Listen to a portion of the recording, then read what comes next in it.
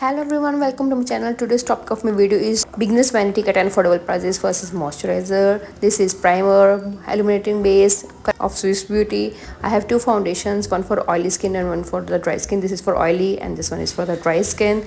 Next I have this contour stick that's from the loose powder, and next is this corrector palette. You can get all the shades for correction here, or another option of concealer is this combined blush bronzer highlighter palette. This is the sugar palette, and two affordable eyeshadow palettes are this one is from Mars and another one is from Makeup Revolution if you want some better foundation at better prices. Next I have this Mars mascara and this eyebrow pencil from Miss Clear, and this is kajal from Faces Canada.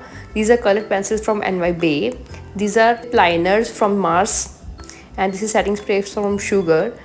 And I have some few affordable lipsticks from Maybelline, Swiss Beauty, Ali 18 and Mama Earth. Hope you like the video.